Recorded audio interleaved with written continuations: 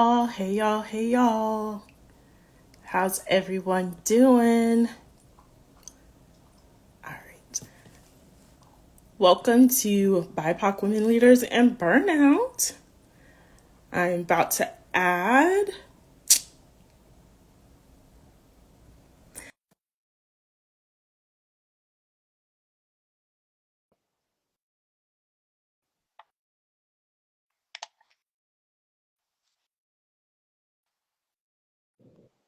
Are you there?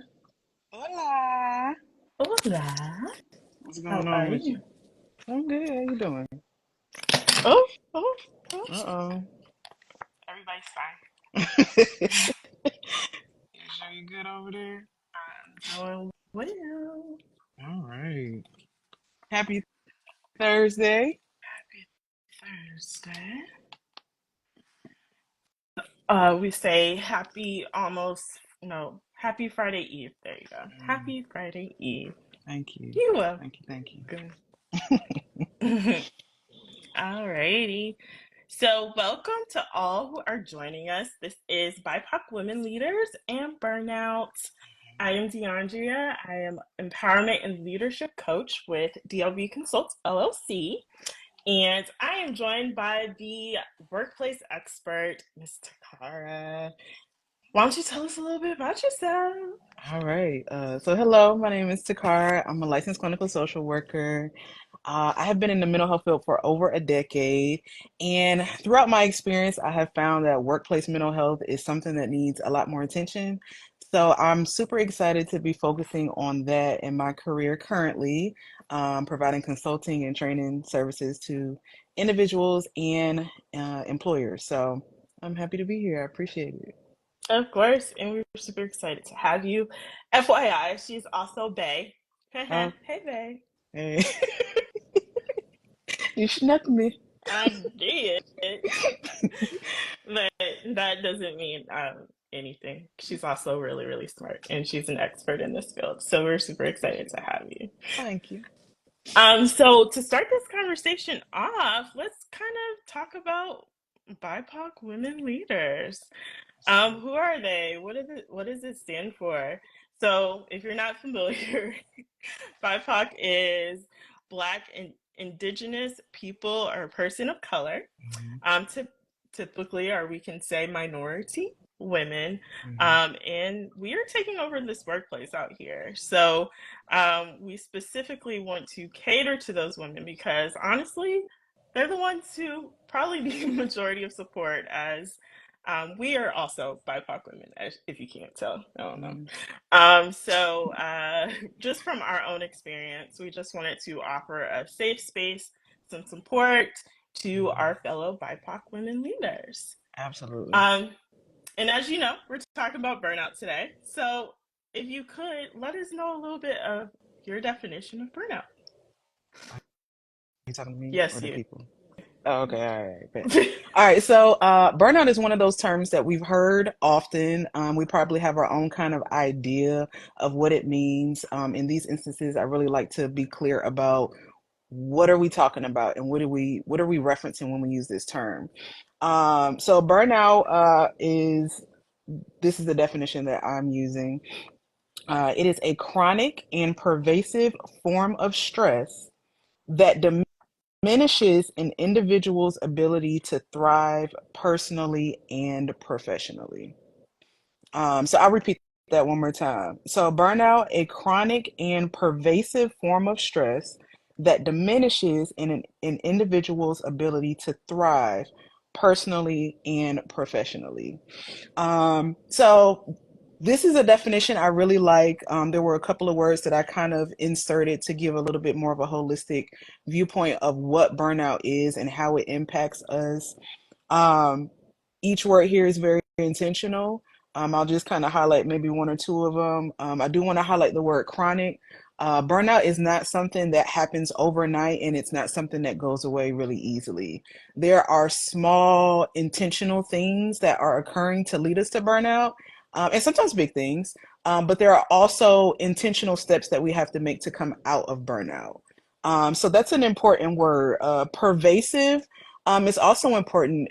Burnout is not one of those things that's just like relegated to the workplace. It impacts us as a whole person. So everywhere you are, burnout is as well.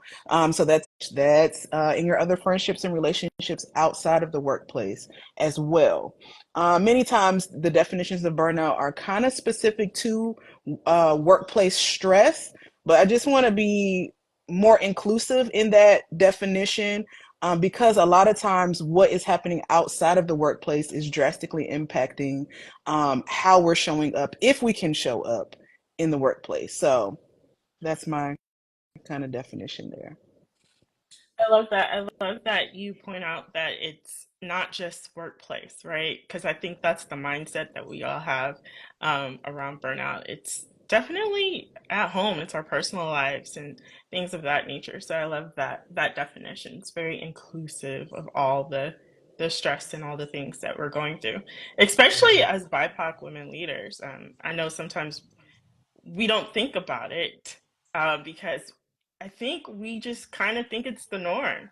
Like, it's Hmm. the norm to show up, it's the norm to be a strong woman, it's the norm to go above and beyond, to be there for everybody. And so I think it's super important. Your definition really kind of encompasses all of the factors. Absolutely. So as far as burnout goes, I know I personally have experienced burnout, and Hmm. I'm sure I'm definitely not alone. My burnout has actually led to me leaving my job of more than 6 years and trying to create a space like this for BIPOC women leaders, so they don't have to go through what I've went through or what you've went through. It's a taxing thing on both, I mean, physically, mentally, and emotionally. Yeah. Um, do you want to provide some insight on what you've experienced burnout or how you've experienced burnout? Yeah, so as a mental health professional who've been in the field for quite a while, um, there are a lot of opportunities for burnout to occur. So we're interacting with individuals who are not well. They are stressed, they're overwhelmed, they may be depressed, they may be psychotic. For lack of a better way of saying it, most of the people that we encounter are not having a good day. And so that leaves us quite vulnerable as we're listening to people's stories, as we're trying to find what resources are helpful for them, as we're counseling them, whatever role that we have. We're very susceptible to kind of that vicarious stress that they're carrying on top of whatever stress we may already have. Um, so there's that aspect. I have had burnout multiple times in my career, and it has taken me a long time to understand myself well enough to know what it is that I need to do in order to prevent burnout, and or unfortunately, in the case that burnout occurs, what I need to do to kind of get out of burnout. I think when we hear words like self-care, or we hear words like, well, make sure you do this and make sure you do that, it can be very general, and sometimes it doesn't work for us as an individual. So I think a key part of understanding that you are burned out and what to do when you are starting to experience that is understanding who you are and what you need. And so everything doesn't work for everybody. For me, it's been a lot of trial and error, and I think that's the case for probably most of us.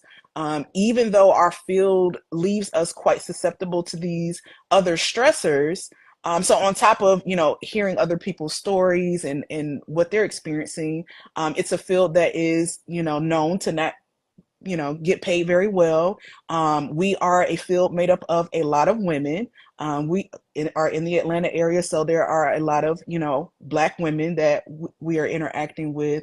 And because a lot of the people who are seeking help for mental health distress also are individuals who look like us many times, and so there's layers and layers here. So unfortunately, we haven't been prepared to work through that. So it's been a lot of trial and error, but I've learned a lot, and now I am finally, all these years later, in a place where I can be very sensitive. I'm very sensitive to when I'm stressed, what's happening, what do I need to do, or at least try in order to get that down to minimize burnout. For sure. And I think aware is like the key word here. Like I was saying earlier, I think as BIPOC women, we're just like this is just the norm. I was kind of writing down like my work experience over the past couple of thousand years that I've been alive, and whether it was carrying or holding like three jobs or holding one job and going to school, like the norm for me was just burnout. And so you really don't know that you're burnt out if you don't know or are not aware. Um, so I think it's super important. I think that's definitely the first step. It's just being aware of what that looks like for you because it definitely looks different in different people. Um, but especially as a BIPOC woman, it's it can show up in so many different ways, and it is caused by so many different ways as BIPOC women, whether it be Hmm. um, just dealing with the microaggressions at work or being the representative of like the culture um, Hmm. are not even just at work in your family. Like maybe you're the first person to graduate college or get your Yeah. doctorate. That Yeah. pressure that is on us to outperform and be successful and do all the things, but also smile and be respectful and not show emotion, not feelings, or no feelings, and all of those things. Hmm. That definitely, um, it's the emotional labor that adds to the sentiment of burnout. Absolutely. And to your point about awareness, I think part of it is that for many of us, stress is very normal. We're kind of are born into stressful environments, born into stressful and stressed out families who are struggling in a variety of ways, whether it's emotionally, financially. Some of us are born into, these neighborhoods where it's not safe. And we're having to be very, hyper vigilant about just our general safety. To your point, we may be the first generation of people who go to college in kind of navigating that culture and what does it mean to go into the workplace with very little preparation. And so when we talk about stress, I think that's an important word to keep in the conversation because stress is more than just an external thing. I think that many of us can be very aware of the fact that, okay, I'm stressed. Maybe I need to cut this friendship off, or maybe I need to take a break from this, or let me just put in some PTO and take a little bit of a breather. But I think many of us are unaware of the fact that stress is also a biological response that's occurring. So the internal environment, many times we haven't actually addressed. So this job is stressing me out. I'm going to leave this job and go to another job, but you haven't dealt with the internal damage that has occurred from that stress that hasn't been repaired. So what we often do is we take that damage and we go to the next job. We go to the next relationship. We're dealing with the next supervisor, and we haven't dealt with the internal aspect of the stress that's following us around. And that feels normal to us. We start to say things like, I'm used to not sleeping very well. My appetite's always been all over the place. I'm always moody. I'm a forgetful person, not recognizing like our anxiety and our stress and the depression, all the things that are coming along with our experience of burnout. We've now adopted as a part of our personality. We've adopted it as our norm, and so then we communicate it, and then we don't address it because we're so familiar with it. So I think that awareness is just huge because we start to just accept it as a part of our being. And then when we get higher up, right, when we talk about BIPOC leaders, as we start to become, we move up into leadership and positions, then we are really ill equipped emotionally to deal with the pressures and the other things that are going on because we're already burned out when we get there. Right. I love that you said it's like we haven't dealt with it. It's an internal thing. And that's very true. We just go from one work or place to another, or one person to Hmm. another person. Like, I mean, it's just a continuous cycle. We're Hmm. not really addressing the real issue. Hmm. Um, Shantara joined us and she said, "My anxiety is always high." That's something that she Yeah. said. I think when we first met, I used to tell you all the time, I don't know if I got enough sleep or not, or I'm Mhm. always tired. It just becomes a part of the norm, and we need to create our new norm, right? We need to create our what does our new norm look like? And so when we think about addressing burnout, that internal factor, what are some thoughts or suggestions that you may have? Yeah, all right. Addressing burnout. So, of course, the idea is to prevent it from occurring in the first place. Some of us are well past that point. So, when we talk about intervention, I think a few things. One, we have to kind of look at our lives and our routines objectively. If this wasn't my life or my routine, and I took a couple of steps back and I looked at what was happening in this person's life, would I say these are healthy practices? Would I say that this person, is getting enough rest? This person is having fun, right? Because adulting is hard and it's Right. stressful. Do we have fun, kind of inserted into our routines? So I would say being objective and looking at our situation. Many times it doesn't take us very long to notice that we got some things that we might need to change. And I think sometimes many of us get stuck right there. It's like I don't like where I'm at. I don't like how I feel, but I don't know what to do.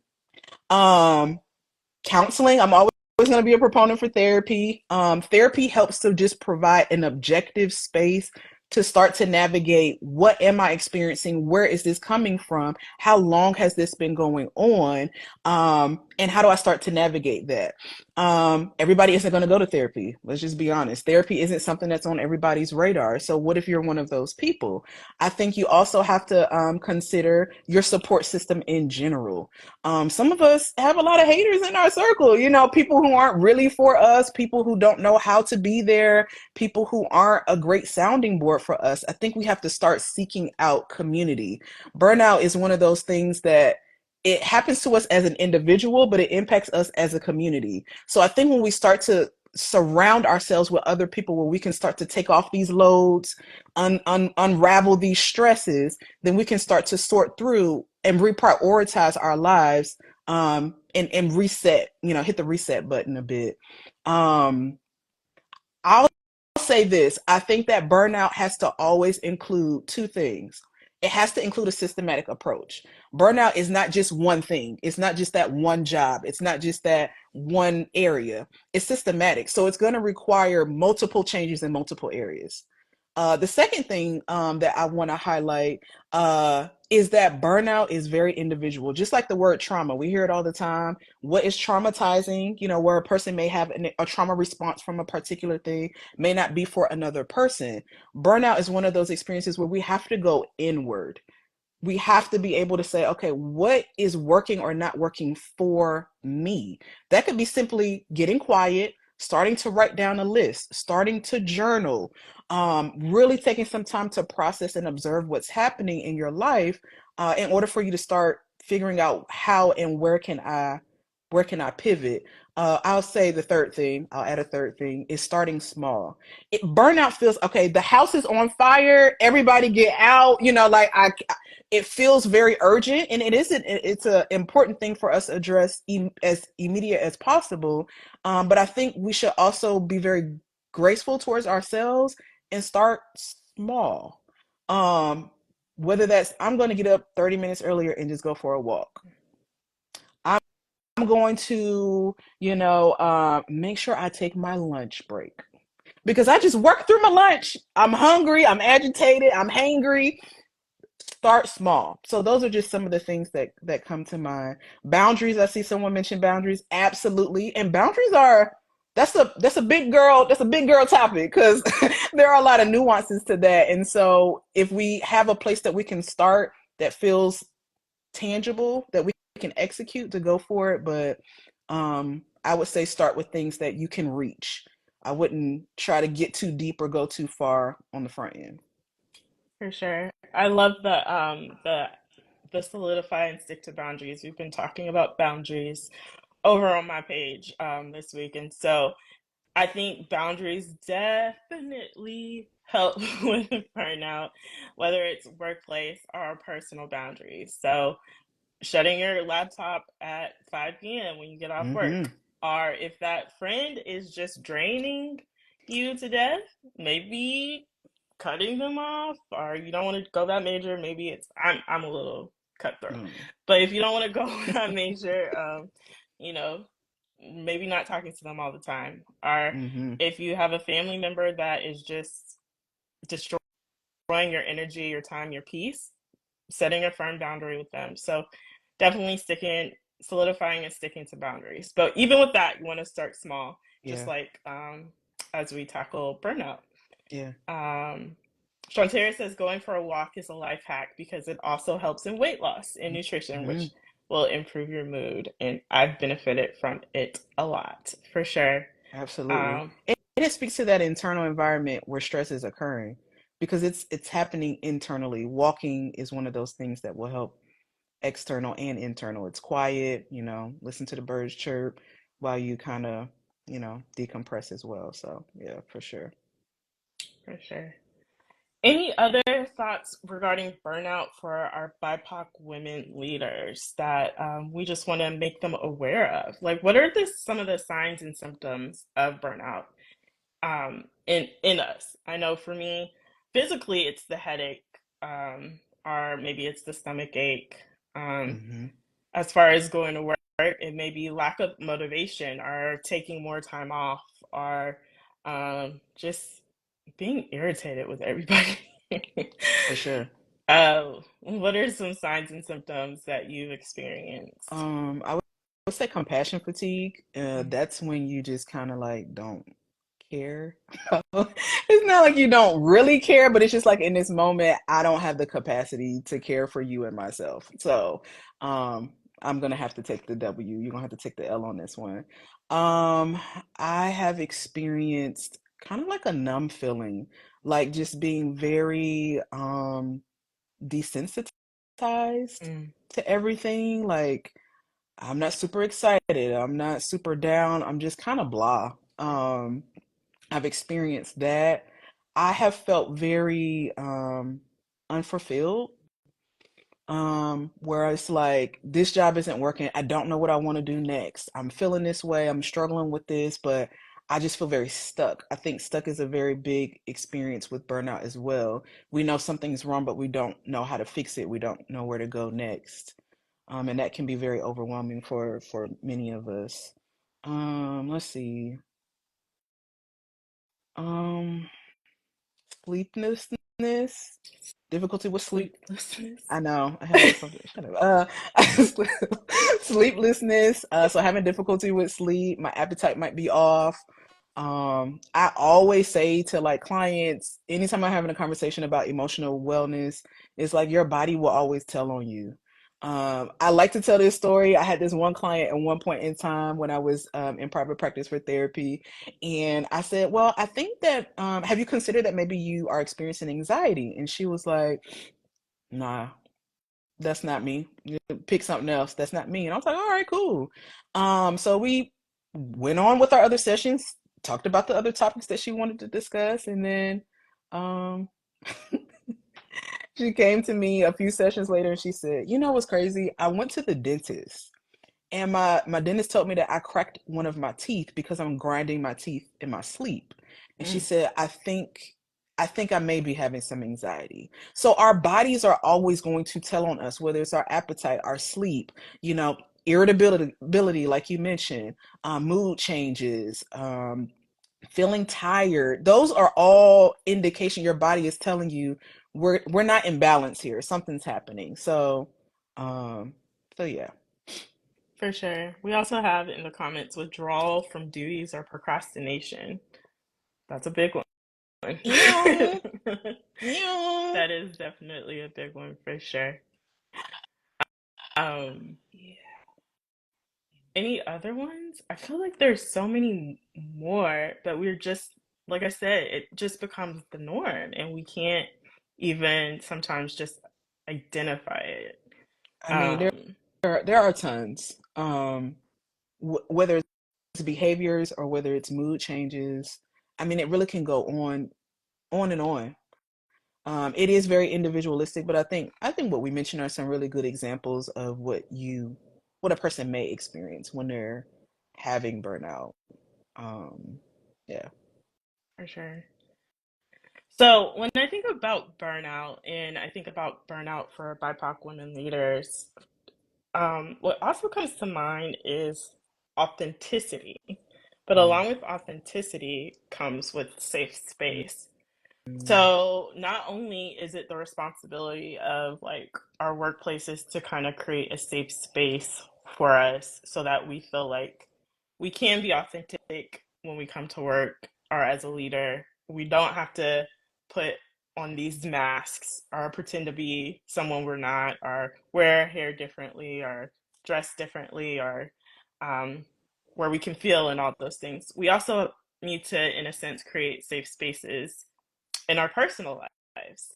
Um, so I think safe space, authenticity, boundaries, like it just all kind of just goes together. And if we don't address one, just or the other, like just the cycle just continues. Absolutely. There's so many layers to vulnerability and safety. I think it has to start with us. It's nice when a workplace has thought enough about people because they don't always think about people. They may think about the bottom line, they may think about metrics, they may think about money, they may think about a lot of different things. But it's nice when our employers think about our us as people and say, okay, as we make these changes or as we put these demands on people, they're going to have a people response. And how can we be ready, willing, and able to meet them at that response so that they can flourish and do their best in the workplace? Um, Unfortunately, that is not a common experience. Most of us are not experiencing that at work, and it's nice when it's there. But I do think that safety starts at home. I think safety starts with us because I think when we make decisions from a safe place, when we have internal safety, we prioritize our safety. Mm. We protect ourselves. So sometimes we won't even have decided to go to that particular job or take that particular promotion if we have our safety in mind. So if we're not starting with ourselves, we're going to make we're going to put ourselves in jeopardy. So I think safety has to start with us.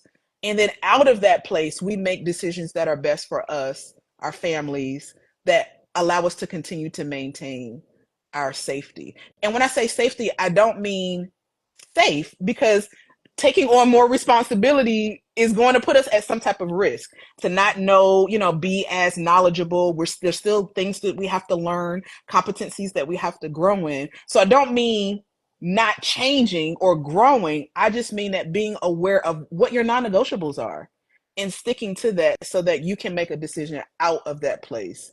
So yeah. I love that internal safety, creating that internal safety. So, really being self aware of who you are, your non negotiables, your boundaries, just all the things that make you you.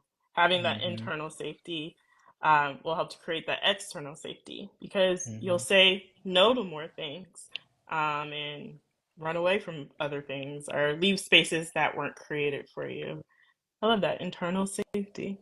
Look at Yeah. that. That's a word, internal safety. Really, what the way we should flip it. A lot of us are like, oh, I'm trying to figure out what I should say no to.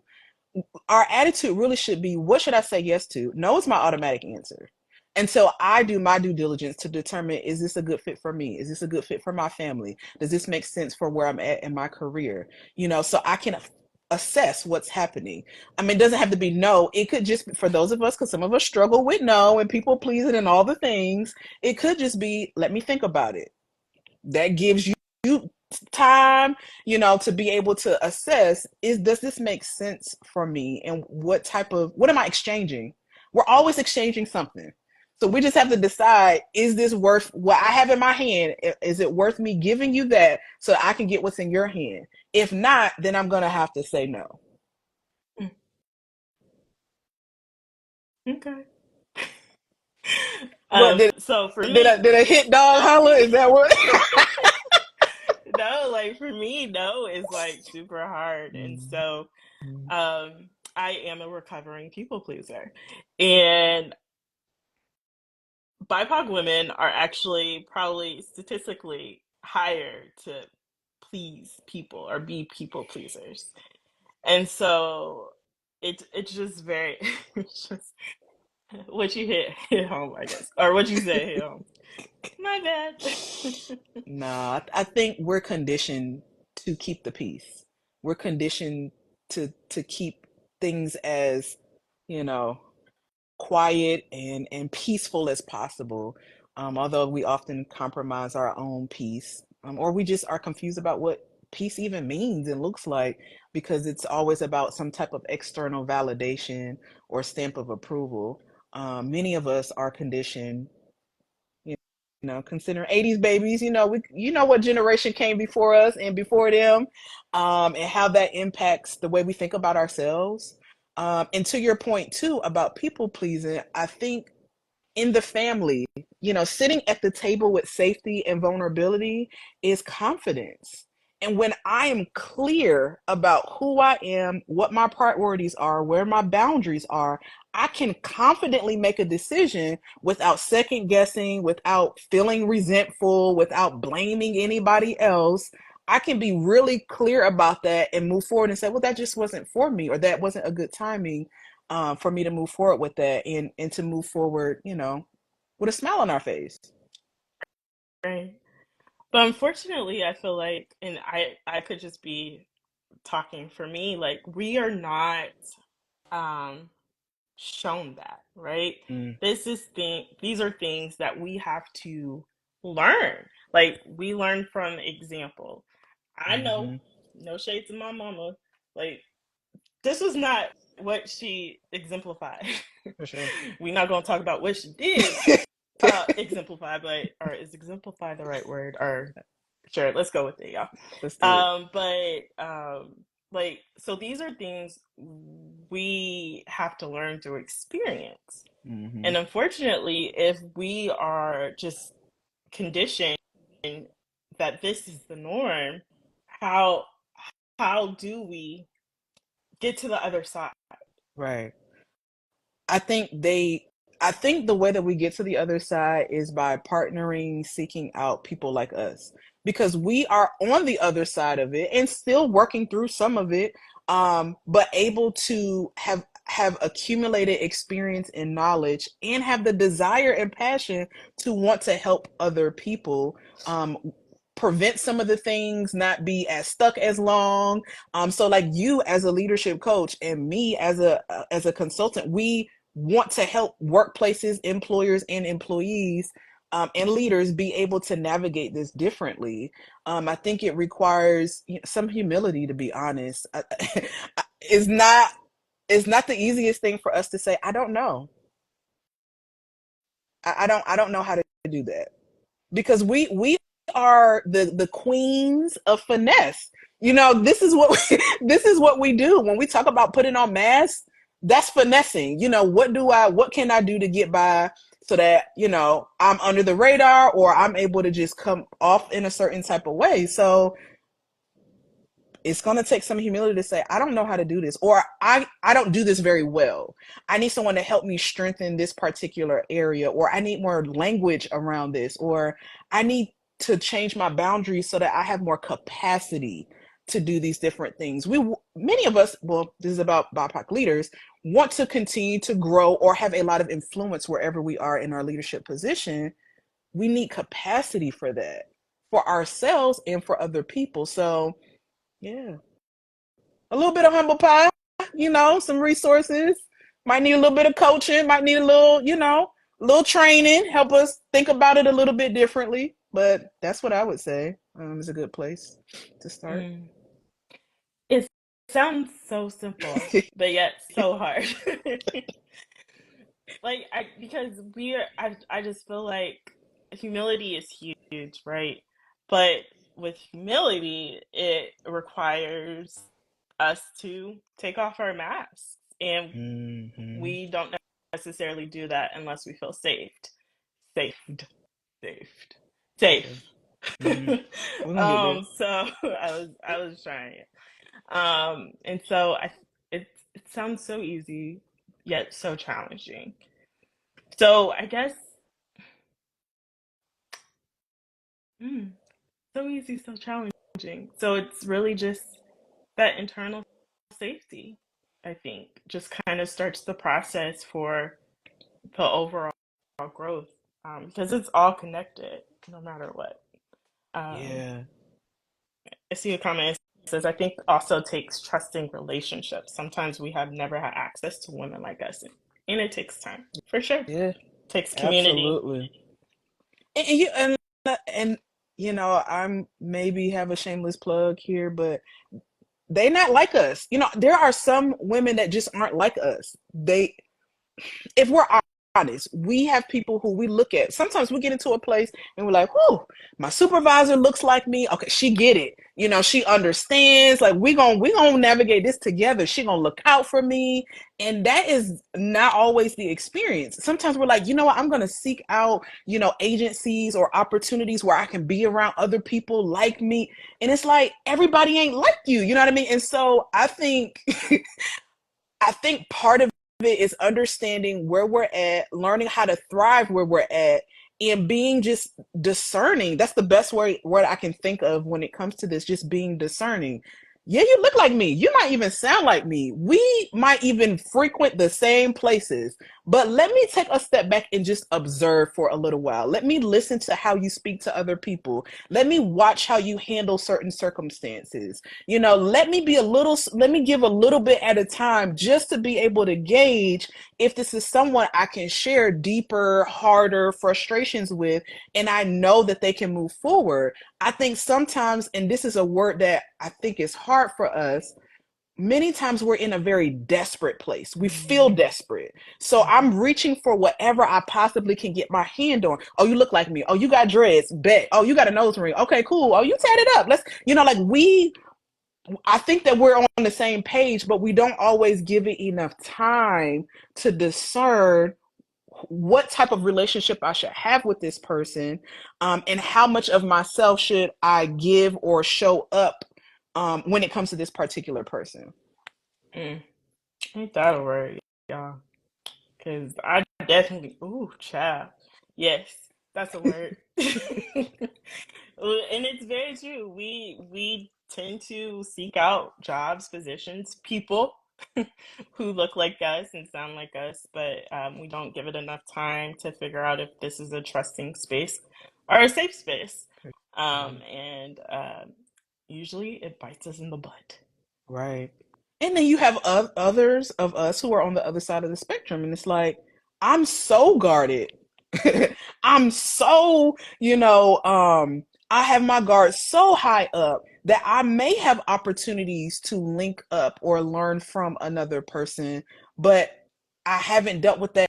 And that goes back to not just trusting in the workplace. Our workplace is just an extension of our already existing relationships.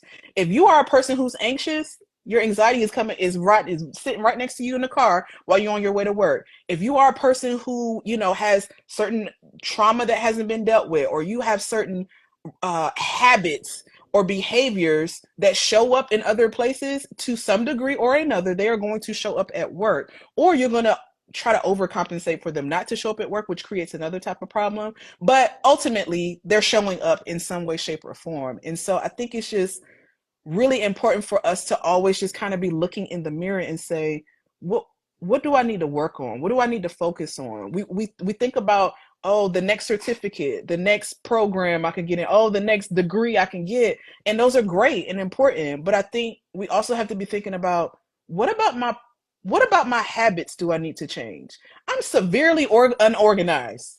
I'm gonna, while you can have all of the qualities, you may be, are we cussing on this You one? can. Okay. You It's may a be a safe shitty space. supervisor. Okay. You may be a shitty supervisor because you're unorganized. You mean well, but you don't don't know where your notebook is, that you don't know when you met with this other person. And so like there are some character, like our personal character, that also needs to be developed along the way, and that includes our filter and our sensitivity to being able to discern whether or not relationships around us are trustworthy or not. Mm. I feel like you were throwing shade in a lot of that, but that's It's all love okay. here. This is a Mhm. loving, safe space. Mhm. No, except the shitty supervisor. That wasn't me. Oh, okay. Maybe some No. other people I know. Mm, we both might know some of those, but that was shade. That what I just said was shade. But anywho, I think it's an inside job, you know. I think we can be very focused on other people. Am I going, are they going to like me? Do they think I could do? And it's just like, if you just show up and be your best, show Mm. up and be your best. I don't know if these are people of faith or, what that looks like, but it's just like, okay, God, you got it. I'm gonna show up and be my best. Keep my ear to the streets because stuff may be popping up. I might want to hop on, but I'm not gonna let nobody diminish my ability to show up and be great. Mm-mm. We don't do that here. And if you do that, we're going to stop doing that and we're going to create our new norm, which is showing up and being your best and being self Mm-hmm. aware and Mm-hmm. creating that internal safety so For sure. that you can thrive in all of the spaces, not just at work, Mm-hmm. but in all of the spaces. And some of us already know we can't show up and be great because the situation, the workplace, the whatever is, we already know is too small for us. We already know that. So we hold back, not because we're unorganized, not because we don't have the character development, but because we're afraid. We're afraid of what fish are in the pond. If I leave from this pond and go to the lake, if I leave from the lake and go to a ocean, river, whatever's bigger than a lake, what what type of fish am I going to come across, right? Because some of us thrive in feeling like we're on top. There's that sense of pride, right, that comes up like, oh, I can run this place. Y'all have to, y'all need me. But if you go somewhere else, that's not gonna be where you're gonna be at on the totem pole. And so some of us are fearful of that. So whether it's fear, a lack of discernment, or whatever, we got some things that we can always be working on to show up authentically. For sure. Um, Shantara says, yes, I'm not going to let you prevent me from showing up and being my greatest self. Bye, in Vanini Leaks voice. Mm-hmm. Um, Mm-hmm. well, we've covered quite a bit, Yeah. and it's just the surface of burnout. I feel Mm-hmm. like this is a conversation, especially for BIPOC women and BIPOC women leaders, that just has to continue because unfortunately, this has become our norm. And unless we're aware of it or unless we're self-aware, there's no way that we can get out of this vicious It cycle. is vicious. I think before we go though, we have to introduce COVID-19 into the conversation because it blew the lid off of whatever it was that we thought we were doing that was okay, right? Like, and not just that, it exposed where we were in our ability to care for ourselves, care for our families, and make decisions. And the world completely changed, and then we had to change with it. Were we able to keep up or not? What does that look like? And I think I say that to say it's not that we can't have time to transition into something new and foreign. I say that to say we've been struggling. We've been having a hard time. Burnout has been going on. And I think what COVID-19 did, I think it was in some ways a blessing in this regard. It exposed. And so, what does it look like now that I know I really can't deal with these folks in the workplace? I really can't just be at work every day. What does that mean for me now in making decisions? But then some of us are holding on tight to that job because it's flexible and but it ain't really working. So there's these other nuances for us to navigate on top of what was already occurring before COVID. So in our workplaces, they don't know what to do. They don't know what to do. They don't. Mm-mm. They don't know what to do. So we're in a bit of a pickle, but it does not have to be that way. It doesn't have to stay that way, and it's our personal decision to say I want to do something different, even if I don't know what that is. I'm willing to explore and try and be open minded about it. Sure. Um, Ontario says, I think it showed us how much more important our families and work-life balance is. Mm-hmm. Very true. Mm-hmm. We need a whole separate live on Work-life this balance. myth. I don't know if it's a myth or real, this whole workplace balance thing, I think because, it's a mess. yeah, I'll be completely honest with yeah. you. It's for sure a mess. But we can do another conversation about that. Or whatever else the people want to learn about. I'm here for it because the workplace is extremely nuanced, and I think it's even more nuanced for people who um are having other external factors that make it hard to show up and be our best at work. So, For sure.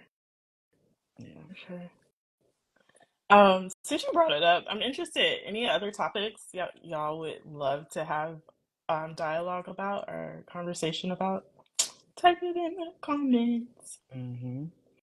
And for those who watch the replay, definitely throw it in the comments because we're here to have a good chat. Yeah. And as we think about like safe space, I I just want to acknowledge that we hope to be a safe space for BIPOC women and BIPOC women leaders, and for Takara at workplace because she is the workplace expert. So we are trying to create a space where safety, external safety, can be had, so that everyone can feel comfortable showing up authentically and being their best selves Right. without shrinking.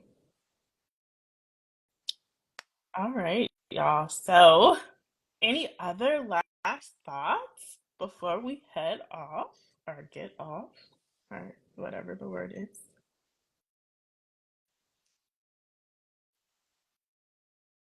Where can they find you? Okay. So as I stated, my name is Takara. I am a licensed clinical social worker. I live here in the Atlanta area. Online, my Instagram is workplace underscore vibes. I am a consultant. I own a business called Hardin Management Company. And so we focus on preparing employees and employers to navigate issues in the workplace, specifically people issues. I think I would be remiss to say that I think a lot of times when we think about mental health professionals, licensed, mental health professionals, we almost exclusively think about therapy. Been there, done that. I got a T-shirt. I had all kinds of things from that, but there are a lot of other places where we need to be in order to help navigate the people problems that come up. We understand people. We have been trained to understand folks in a way that I think is extremely beneficial, not just to employees, employers, communities, and the world at large. So I'm big on wherever people are, clinicians should be as well. So, I love that. And you guys can find her at workplace underscore vibes. Okay. hmm Thought I that's was it. saying it wrong. And yeah, and so this has been fun, y'all. It Yeah, is. You gonna do this again with me? sure. Mhm. If you guys are open to or wanting to receive more tips as BIPOC women leaders, you can go to my bio and join my newsletter. So Mhm. I'll be sending out weekly um, newsletters just talking about all things concerning BIPOC women leaders so that we can be great and lead authentically. Yeah. All right. Mhm. Let's do this again, babe. Let's do Oh, it. It's sorry. okay. All It's all good. right, y'all. So it's been fun. We hope you guys have a great rest of your Thursday and catch us next time. Yeah, we'll be back. Appreciate y'all.